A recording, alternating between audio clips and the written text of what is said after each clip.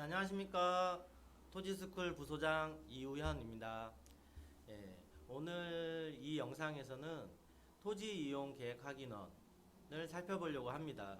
저번 시간에는 농지증에 대해서 말씀드렸는데요. 이번에는 토지의 문서 중에 하나인 토지 이용 계획 확인서를 보는 방법을 영상을 준비해 봤습니다. 어떤 토지를 볼 때 모든 사람들이 99.9%가 우선 먼저 이 토지 이용 계획 확인원을 보게 됩니다. 보물 지도라고 저는 얘기하고 싶어요. 우리가 보물을 찾을 때 이 보물 지도가 있어서 어떤 길로 어떤 방향으로 가서 더 빨리 보물을 찾아야 하는 거 아니겠습니까? 그러려면 우리가 보물 지도를 볼 줄 알아야 되는 거잖아요. 그래서 그 보물 지도인 이 토지 이용 계획 확인원을 보는 방법을 오늘 저와 함께 보시죠. 일단 토지 이용 계획 확인원은 포털 사이트에서 토지 이용 규제 정보 서비스라고 검색을 하시면요. 여기 누리스라고 이제 국가 사이트가 나옵니다. 요 누리스 홈페이지에 들어가시면 주소 입력하는 안이 있는데요. 어떤 토지든지 주소 입력하면은 이 토지 이용 계획 확인서를 볼 수 있습니다. 뭐 예로 하나 제가 좀 찾아봤는데요. 일단 세종시 거 먼저 한번 보도록 해보겠습니다. 세종시 전동면 노장리. 저희 소장님도 이제 세종시 강의 많이 하시는데 그 전이 전동 중에 하나 있는 토지입니다. 412-3번지. 주소를 입력하시고 이렇게 열람을 하시면요. 이렇게 토지 이용 계획 확인서가 뜹니다. 시청자님도 한번 거주하시는 댁 주소를 한번 보셔서 이 내가 살고 있는 집 토지가 어떤 건지 한번 보시길 바라겠습니다. 일단 기본적으로 토지 이용 계획 확인원에서는요. 지목을 알 수 있습니다. 지목을 알 수 있고요. 답이에요. 답 농지죠. 전답 가수원 중에 하나인 지목 중에 하나. 예. 지목을 알 수 있고요. 크기, 면적을 알 수 있습니다. 1931제곱미터, 약 한 600평 정도 되는 토지예요. 그 다음에 이제 개별 공시지가 알 수 있고요. 공시지가가 이제 1제곱미터당 나오는 거라서 3.3 곱하면 한 34, 5만 원 정도 되는 평당 34, 5만 원 정도 되는 토지 같습니다. 이거는 이제 기본적으로 이제 세 가지를 이제 우리가 참고하는 거고요. 우리가 토지 이용 계획 확인서를 이제 보는 이유는 요 밑에 부분, 이 밑에 부분을 보려고 하는 겁니다. 지금 보시면 이 지역, 지구 등 지정 여부라고 해서 위쪽 편에는 국토의 계획 및 이용에 관한 법률에 따른 지역, 지구 등이라고 나오고요. 그 밑에는 이제 다른 법령 등에 따른 지역, 지구 등이라고 나옵니다. 일반적으로 우리가 용도지구라고 제가 방송해드렸지 않습니까? 그 용도지구의 하나는 이 첫 번째 줄에 나옵니다. 그 21가지 용도지역 얘기 드린 적 있죠? 그 21가지 중에 하나인 계획관리지역입니다. 여기에 다른 지역이나 지구가 있으면 여기에 표시가 되게 되는 겁니다. 주로 다른 게 표시가 되면 좋은 게 별로 없어요. 좋은 게 없다는 말은 그 해당 토지가 기존에 활용할 수 있는 것에 제한을 두는 게 많기 때문에 어떻게 보면 없는 거, 이 용도 지역 중에 하나만 표시되는 게 토지가 좋습니다. 제한되는 게 많으면 많을수록 할 수 있는 게 적어지니까 토지 가격이 싸지겠죠. 그래서 이 토지만 봤을 때는 계획관리 지역이구나. 그럼 계획관리 지역에서 할 수 있는 행위들을 할 수 있다는 겁니다. 일단 토지 이용 계획 확인원 상에서는요. 그래서 다른 지구나 이제 구역이나 이런 거는 없기 때문에 계획관리 지역에서 할 수 있는 토지 행위를 할 수 있다라고 생각하시면 됩니다. 그래서 밑에 보시면은 가축 사육 제한 구역이라 나오잖아요.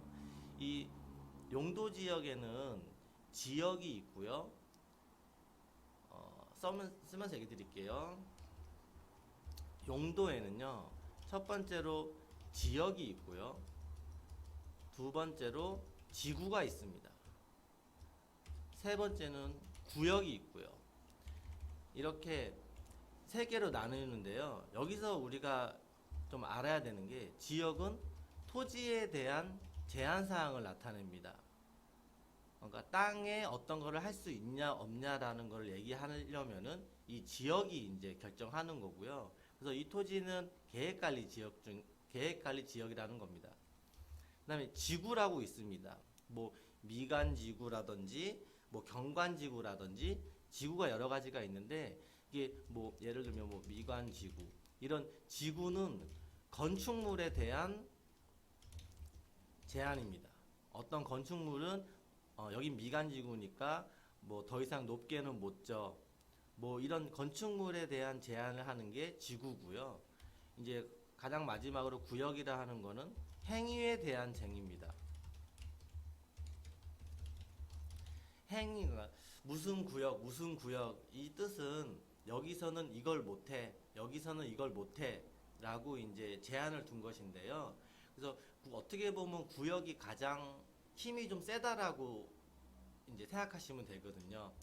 가장 약한 게 이제 토지에 대한 제한인데 토지에서는 되도록이면 하게끔 할 수 있게끔 이제 설정을 해놓는데 지구가 있으면 토지에서는 예를 들어서 이 계획관리지에서 음식점을 할 수 있는데요. 이 지구에서 음식점을 짓는데 그 음식점이 너무 높으면 안 돼. 몇 미터 이하로 낮게 해야 돼. 이렇게 건축물에 대한 제한을 합니다. 그 다음에 구역이라고 하는 거는 이 지역하고 지구에서는 음식점은 하되 몇 층 이하로는 저라고 허용을 했는데 구역에서 뭐 예를 들어서 만약에 이제 그린벨트 많이 들어보셨죠? 이제 개발 제한 구역이라고 하는데요. 개발 제한 구역으로 돼 있으면 안 되는 겁니다. 이 지역하고 지구는 되지만 구역에서 설정돼 있으면은 구역이 가장 힘이 세기 때문에 그 음식점을 못 짓는 거죠. 그래서 우리가 처음부터 지역을 알아야 되고 지구, 구역까지 이해를 하셔야 이 토지에 어떤 건축물을 지을 수 있는가를 알게 되는 겁니다. 그래서 제가 서두 얘기 드렸듯이 이 지역만 있는 게 좋아요. 이 지구하고 구역이 있으면 제한하는 게 많기 때문에 오히려 깔끔하게 지역만 있는 게 좋다. 그래서 이 토지 보시면 지금 가축 사육 제한 구역이 나오잖아요. 그러니까 이 지역에서는 이 땅에서는 가축을 키울 수 없다라는 얘기예요. 그러면 어떻게 보면은 축사 이런 게 못 들어온다는 얘기죠. 그러니까 이 토지 주변에는 좀 주거나 사람들이 사는 공간으로 이제 토지 이용을 하려고 하다 보니 이제 가축을 키우지 말라고 하는 것 같습니다. 그래서 일단 간단한 거 보여드리려고 개념 잡히시라고 제가 간단한 거를 본 거고 다음번에는 이제 다음 토지 볼 거는 조금 더 설정되어 있는 걸 보겠습니다. 그래서 토지 이용 계획 확인서에서는 다시 얘기해서 얘기 드리면 첫 번째로 이제 지목을 확인할 수 있고요. 면적, 그 다음에 공시지가, 그 다음에 용도의 중에 하나인 용도 지역을 볼 수 있고요. 그다음 그 밑에 보시면 지적도가 나옵니다. 이 지적도를 이제 봄으로써 땅 모양이라든지 어디까지가 경계인지 이런 거를 살펴보는 겁니다. 그래서 법내에 보시면 이 색깔에 대한 구분에 대한 거를 나타내 주거든요. 그럼 노란색으로 지금 이 토지는 표시되어 있는 게 계획관리 지역입니다. 위쪽 편에는 계획관리 지역이 분포되어 있구나라는 사실을 알 수 있죠.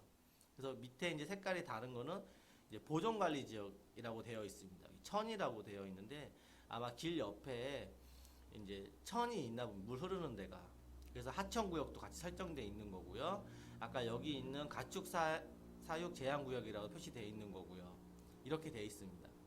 그래서 토지 이용 계획 확인원에서 우리가 조금 살펴봐야 되는 것이 이 계획관리 지역에서 처음 이제 잘 모르시는 분들이 접하다 보면은 어떤 건축물이 되는지 잘 모르시잖아요. 그럼 여기 밑에 내려보시면은 이 행위 제한 내용이 나옵니다. 그럼 행위 제한 내용을 보시면은 이렇게 클릭을 해보시면은 이 계획관리 지역에서는 어떤 거를 건축물을 할 수 있는지 다 나옵니다. 그러면 여기 보시면 건축을 할 수 없는 건축물, 4층을 초과하는 건축물이라고 되어 있지 않습니까? 그럼 계획관리 지역에서는 4층 초과는 4층을 포함하지 않는 겁니다. 그러니까 5층부터 안 되는 거예요. 이제 4층 이하라고 돼 있으면 4층도 안 되는 거겠죠. 근데 4층 초과니까 4층까지는 지을 수 있단 말입니다. 그럼 이런 것들을 하나씩 보셔서 내가 하려는 게 어떤 건지라고 이제 살펴보시면 이제 제가 계획관리 지역에서는 이런 건축물들이 되는구나 라고 알 수 있습니다.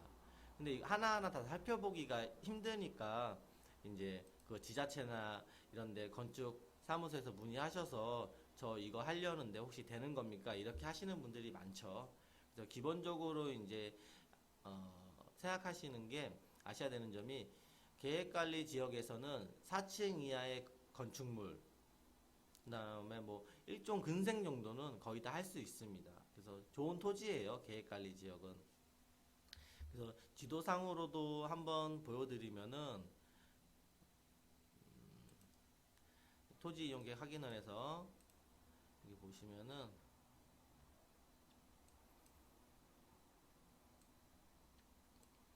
세종시 이제 북쪽편이죠. 전동면에 있는 이 토지입니다. 농공단지 노장 농공단지 앞에 있는 이 천이죠. 아까 보시면 이제 하천구역이라고 되어 있지 않습니까? 여기 천이 있는 거예요. 이 도로변에 접해 있는 이 토지다라고 보시면 됩니다. 그래서 간단한 거 보여드려서 그런데 제가 이번에는 저희 사무실 주소로 한번 검색해 보도록 하겠습니다. 서울 동작구 저희 토지스쿨은 사당동에 있습니다. 이렇게 보시면 아무래도 대도시 서울이기 때문에 제한사항들이 많아요. 그래서 저랑 한번 하나씩 이제 살펴볼 텐데요. 아까 토지와 마찬가지로 이제 지목 볼 수 있고요. 저희 사무실에는 이제 빌딩이 있다 보니까 지목이 대라고 되어 있습니다. 지목이 대. 건물이 있으니까 된 거고요. 아까는 이제 건물이 없다 보니까 농지 답으로 이제 표시되어 있던 거고요. 면적은 102.3제곱미터.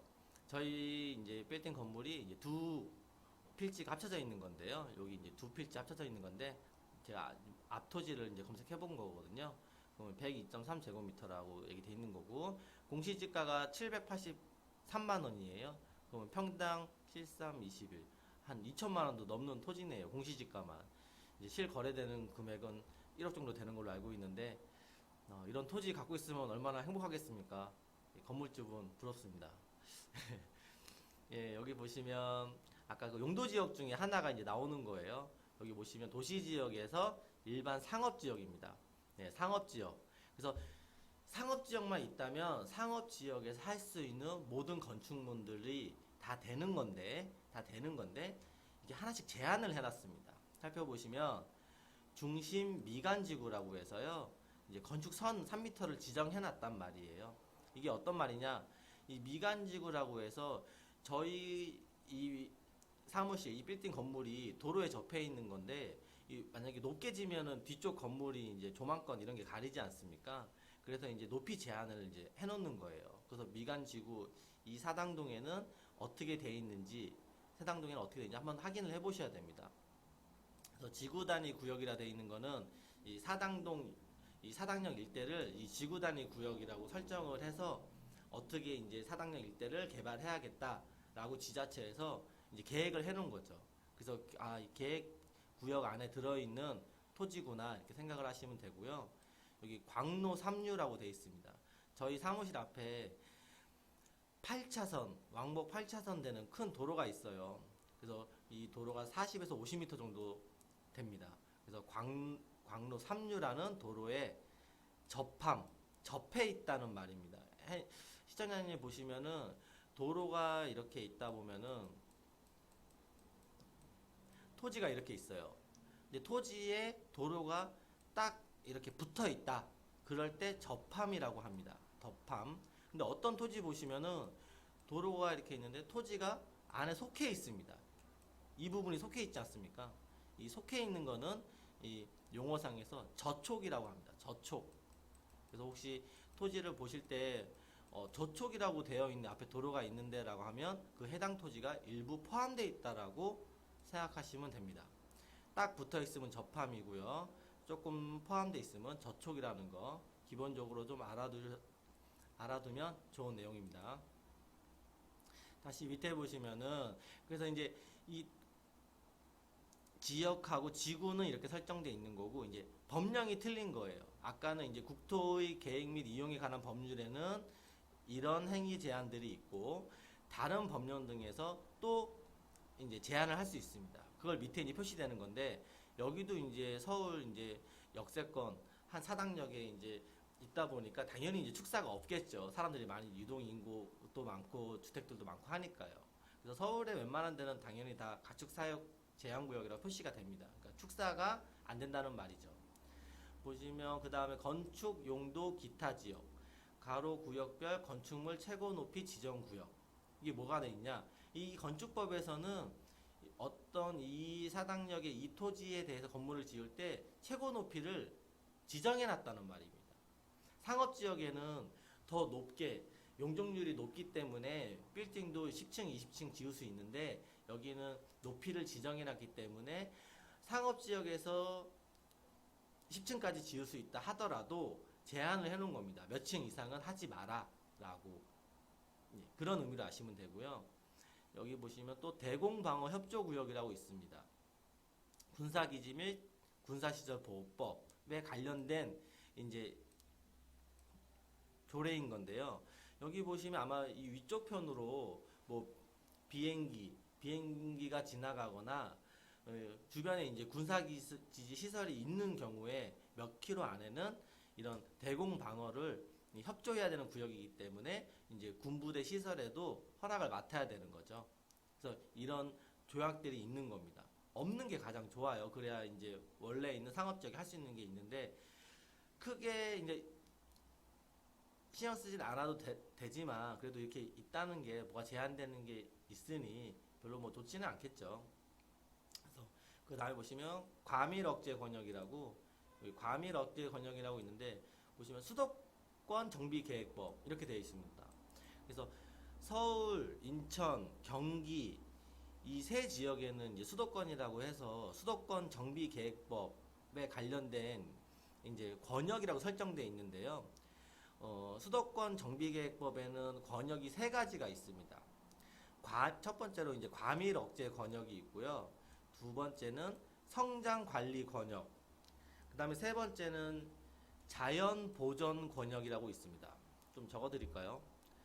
뭐 크게 외우실 것까지는 없는데 이제 수도권에 있는 토지들은 이 권역이 다 설정돼 있다라고 아시면 되거든요. 그래서 첫 번째로 과밀 억제 권역, 두 번째는 성장 관리 권역, 세 번째는 자연 보전 권역.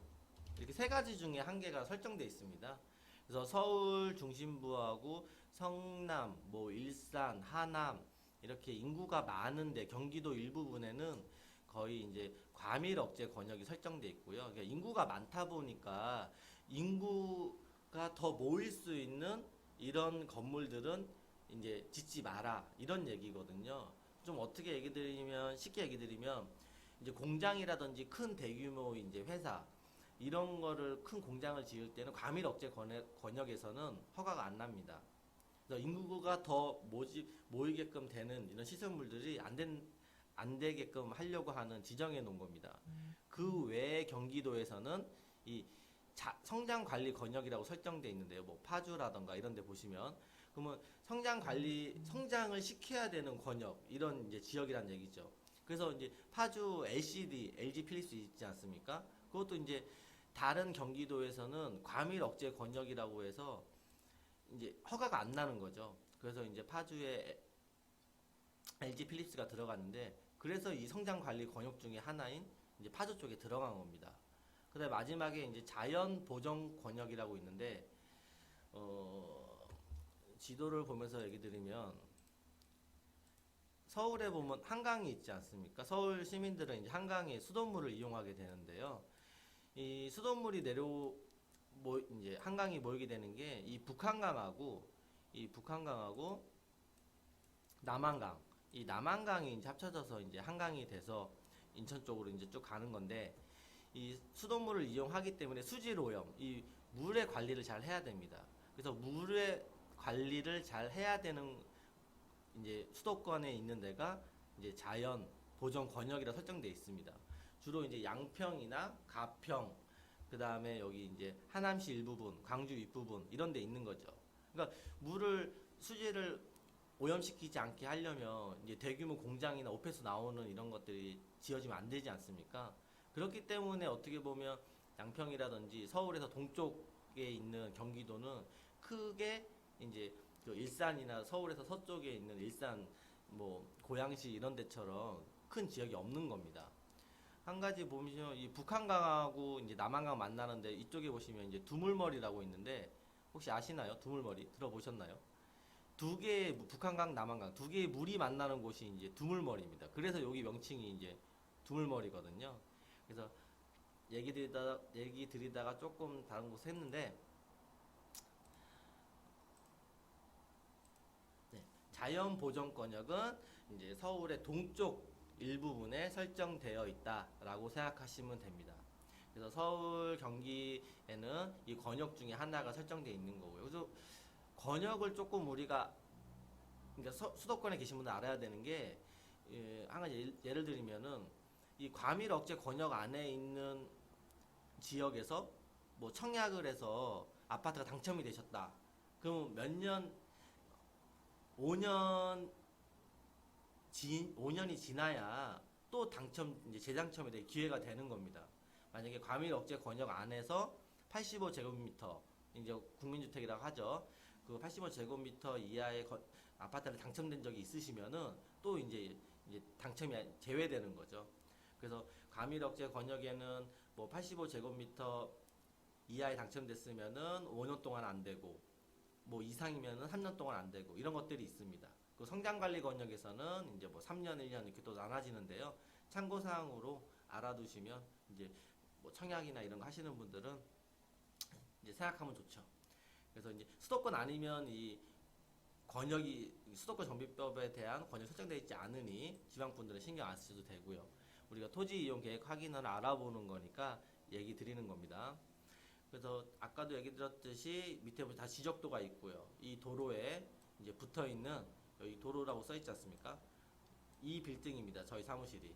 그래서 여기 오른쪽에 보시면 범내에 빨간색은 상업지역이고 이렇게 표시가 되어 있습니다.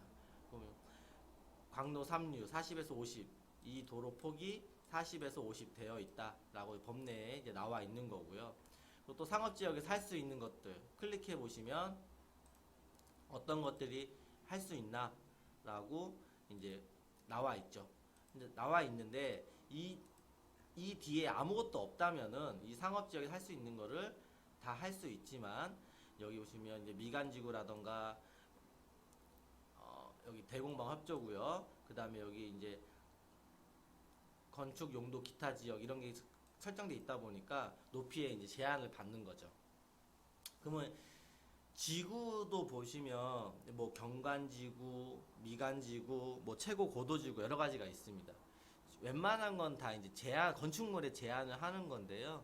지구 중에서도 그 개발지능지구라고 있습니다. 개발지능지구는 행위를 완화시켜 줍니다. 지구 중에서 지구는 행위를 완화. 어떻게 보면은 내가 토지가 계획관리 지역이다. 계획관리 지역인데 이 개발지능지구가 찍혀져 있다면은 계획관리 지역에서 할 수 없는 것들을 더 할 수 있게 되는 거죠. 행위를 완화시켜 주니까.